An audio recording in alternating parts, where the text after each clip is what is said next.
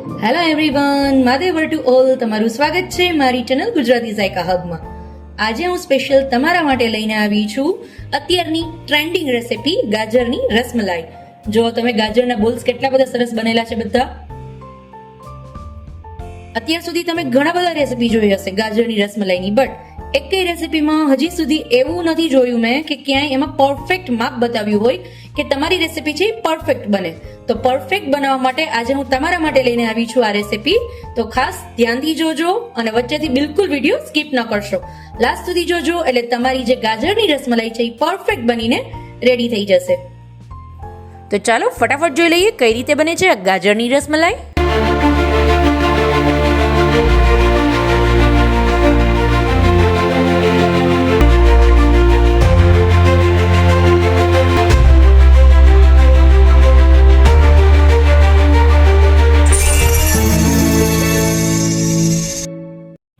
અત્યારે જે કરંટ ટ્રેન્ડિંગમાં છે ગાજરની રસમલાઈ, તો એ ખાસ તમને પરફેક્ટ માપ સાથે આજે શીખવવાની છું. બીકોઝ ઘણા બધા તમને છે એ વિડીયોઝ તમે જોવો છો પણ એમાં પરફેક્ટ માપ ક્યાંય નથી હોતું. પણ આજે તમને હું ગાજરની રસમલાઈ પરફેક્ટ માપ સાથે શીખવીશ.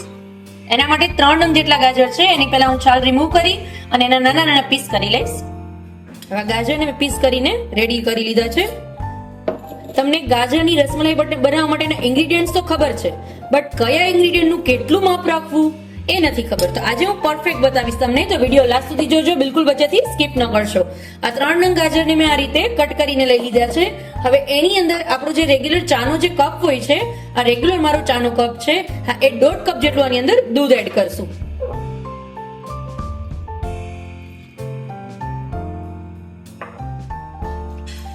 હવે 3 ટેબલ સ્પૂન જેટલી આપણે ખાંડ એડ કરશું.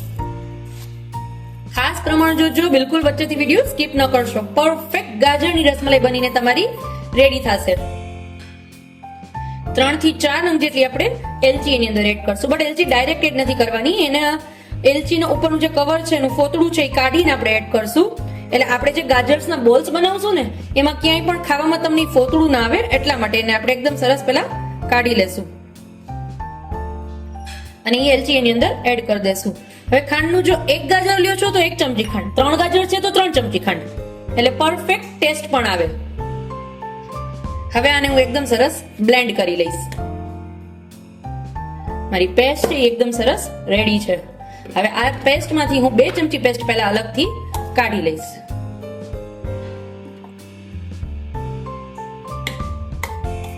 એકદમ સરસ મારી પેસ્ટ રેડી છે.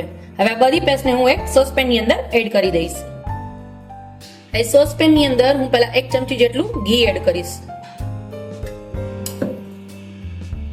એન્ડ હવે મારી બધી પેસ્ટ એડ કરી દઈશ. ગેસનો ફ્લેમ છે અત્યારે બંધ જ રાખું છું અને બધું પહેલા એડ કરી દઈશ. હવે એની અંદર રેગ્યુલર જે મારી ફરી પાછી ટેબલ સ્પૂન છે હું 2 ટેબલ સ્પૂન શુગર એડ કરીશ. બીકોઝ આની અંદર આપણે છે એ રવો એડ કરશું, તો રવા માટેનું એના માટેનું સોલ્ટ, એના માટે સ્વીટનેસ માટે હું શુગર એડ કરું છું. હવે રવાનું પ્રમાણ છે મારું જે મેં ચાનો કપ તમને બતાવ્યો હતો, હા એ જ 1 કપ જેટલો રવો એડ કરું છું. અને હવે ફ્લેમ સ્ટાર્ટ કરી અને એને આપણે ચલાવશું. હવે તમે જ્યારે પણ આ વિડીયોમાં રીલ્સમાં જોવો છો અત્યારે જે કરંટ ટ્રેન્ડિંગ છે ગાજરની રસમલાઈ, એ તો 2 જ મિનિટમાં બની જાય છે. બટ 2 મિનિટમાં અંદર તમને એનું પરફેક્ટ માપ કે કઈ રીતે બને છે એ બધો આઈડિયો નહીં આવે. એટલા માટે હું તમારા માટે આ લોંગ વિડીયો લઈને આવી છું, તો બિલકુલ વચ્ચેથી સ્કીપ ન કરશો, લાસ્ટ સુધી જોજો. એટલે પરફેક્ટ ટ્રેન્ડિંગ રેસિપી છે એ તમે તમારા ઘરે ઇઝીલી બનાવી શકશો. હવે આને કોન્સ્ટન્ટ આ રીતે ચલાવવાનું.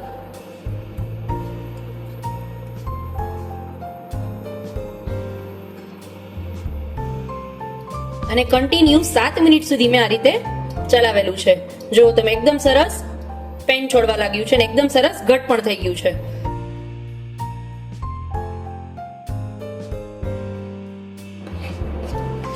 સોરી ફ્રેન્ડ્સ, મારી એક કઢાઈનું થોડું હેન્ડલ નીકળી ગયું એટલે મેં બીજી કઢાઈમાં ટ્રાન્સફર કરી લીધું છે અને આને સતત આ રીતે હું ચલાવીશ.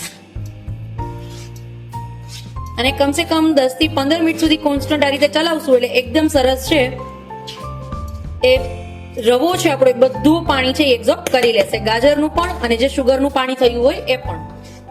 જો તમે એકદમ સરસ રેડી થઈ ગયું છે, એકદમ સરસ કૂક થઈ ગયું છે. આ રીતની કન્સિસ્ટન્સી એની હોય એટલે તમારું છે એકદમ સરસ કૂક થઈ ગયું છે. જુઓ તમે આટલું ઘટ થઈ જશે.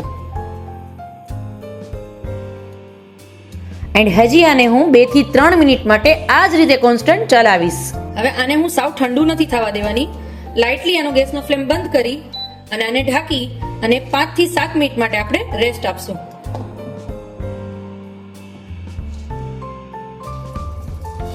5 મિનિટ થઈ ગઈ છે. જો તમે આ રીતના એકદમ સરસ મારું ભેજના હિસાબે આ ભીનું થઈ ગયું છે, મતલબ કે એકદમ સરસ આ રેડી છે. જો તમે હવે હાથની મદદથી થોડું આપણે મસળી લેશું. આ રીતે હજી થોડું ગરમ છે, થોડો આ રીતે ઘી વાળો હાથ કરી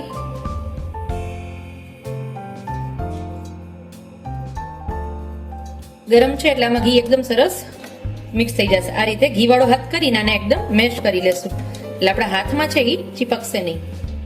હવે આપણે એના એકદમ નાના નાના સાવ નાના નાના બોલ્સ વાળવાના છે. એના માટે મેં આ રીતે એક નાનું અમથું મેઝરમેન્ટ લીધેલું છે, જેને આની અંદર એડ કરીશ અને આ રીતે સાવ નાના નાના બોલ્સ આપણે વાળી લેશું, એકદમ નાના નાના. બીકોઝ આને હજી આપણે સ્ટીમ કરવાના છે. સ્ટીમ કરશું ત્યારે શું થશે કે આનાથી હજી થોડી એની ફૂલશે, થોડું એવું ફૂલશે. એટલે સાવ નાના નાના બોલ્સ આપણે આ રીતે વાળી લેશું. જ્યારે આ બોલ્સ આપણે વાળશું ને ત્યારે તમારા હાથમાં બિલકુલ ચીપકશે નહીં. મતલબ સમજી લેવાનું કે તમારું જે ડો છે, જે તમે ગાજરનું જે બનાવીને રેડી કરેલું છે, એ એકદમ સરસ રેડી છે. જો ચીપકે હાથમાં તો સમજવાનું કે હજી આને થોડું કુક કરવાનું બાકી છે.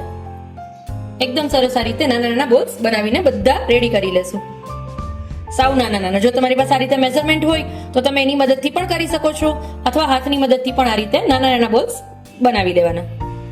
અને તમે જ્યારે પણ કોઈ બી રેસીપી બનાવો છો, અત્યારે તમે આજે ગાજરની રસમલાઈ બનાવો છો અને બનાવતા બનાવતા વચ્ચે તમને કંઈ ડિફિકલ્ટી આવે કે તમને એવું લાગે કે આ મારું પ્રોપર નથી થતું, આમાં કંઈ મિસ્ટેક છે હજી, તો એટ એ ટાઈમ મને વિડીયો નીચે કમેન્ટ કરો. હું તમને એટ એ ટાઈમ એ કમેન્ટનો રિપ્લાય કરીશ. એટલે તમારી જે રેસીપી છે એ બિલકુલ ખરાબ નહીં થવા દો. પરફેક્ટ તમારી રેસીપી બનીને રેડી થઈ જશે. એકદમ સરસ બોલ્સ આ રીતે વાળી લેવાના બધા છે. કેટલો સરસ લુક આવે છે. અને ગાજર જે મારી રવો મેં એડ કરેલો છે, એ રવો પણ એકદમ સરસ એબ્ઝોર્બ થઈ ગયો છે અને એકદમ સરસ મિક્સ થઈ ગયો છે ગાજરની પ્યોરીમાં મારી. બધા બોલ્સ આ રીતે વાળીને રેડી કરી લેશું. મારા બધા બોલ્સ મેં વાળીને રેડી કરી લીધા છે. જો તમે, હું હલાવીને પણ તમને બતાવું છું, બિલકુલ ચીપકતા નથી, છે એકદમ સરસ. હવે આને હું સ્ટીમ કરી લઈશ. હવે સ્ટીમ કરવા માટે આ રીતની મેં એક પ્લેટ પહેલા ઓલરેડી લીધેલી છે, જેને મેં ઘીથી અથવા તેલથી, તમે કોઈ બેમાંથી કોઈ બીની મદદથી ગ્રીસ કરી લેવાની. અને મારા બધા બોલ્સને એની ઉપર પહેલા આ રીતે રાખી દેશું.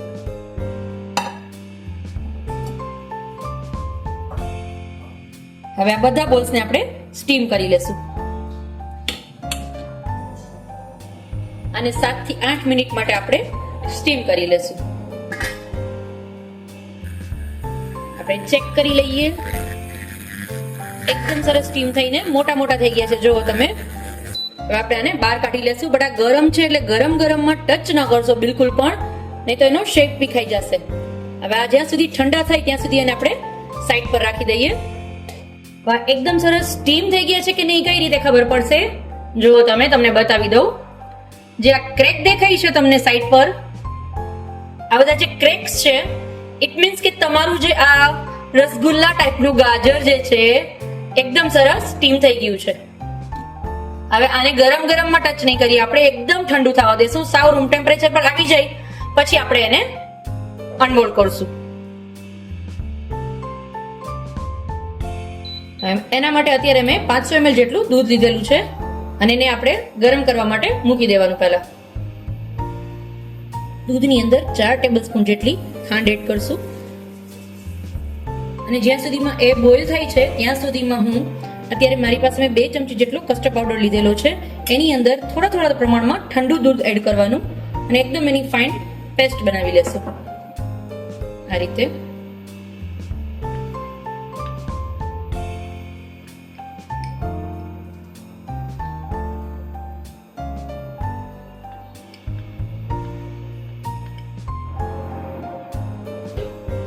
મારા દૂધમાં એક ઉબાલ આવી ગયો છે.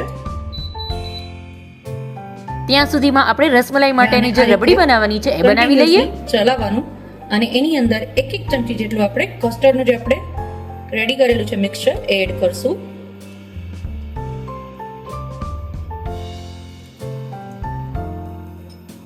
એને ચલાવશું.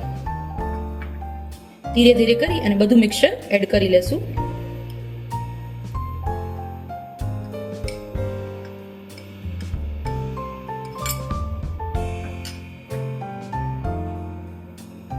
અને એને આપણે કોન્સ્ટન્ટ આ રીતે કન્ટિન્યુઅસલી ચલાવશું. એટલે મારું જે મિક્સચર છે એ ધીરે ધીરે ઘટ થવા લાગશે. હવે આ સ્ટેજ પર મેં અત્યારે જે એક ચમચો જેટલી પેસ્ટ અલગથી રાખેલી હતી એને પણ એડ કરી દેશું. એટલે આપણા જે ગાજરનો ટેસ્ટ છે એ આમાં પણ એકદમ સરસ આવી જાય અને કલર પણ એકદમ સરસ આવે. હવે આમાં ફરી પાછો એક બોઇલ આવે ત્યાં સુધી આપણે આને ખાલી ઉકાળશું. હવે આ જ્યાં સુધીમાં બોઇલ થાય છે ત્યાં સુધીમાં હું તમને આ એક મારું જે રસગુલ્લું ગાજરનું બનાવેલું છે એ પણ બતાવી દઉં. જો કેટલું સોફ્ટ છે એનો પીસ કરીને પણ તમને બતાવી દઉં, તોડીને પણ. જુઓ તમે કેટલું સરસ બનેલું છે. જોવાનો એકદમ સરસ કલર આવી ગયો છે. જ્યારે પણ રસમલાઈની વાત આવે ને ત્યારે કસ્ટર્ડનો જે એનો ટેસ્ટ છે ને એ ડિલિશિયસ આવે છે દૂધની અંદર. તો એટલા માટે હું આની અંદર કસ્ટર્ડ પાવડર એડ કરું છું.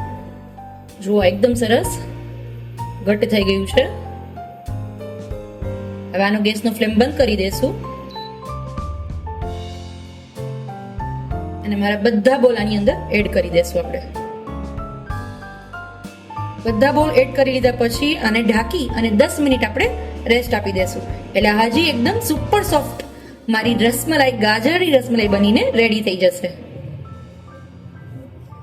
ફરી મળીશું આવી જ રીતે એક અવનવી રેસીપી સાથે. ત્યાં સુધી આવજો ફ્રેન્ડ્સ. મહાદેવર to all.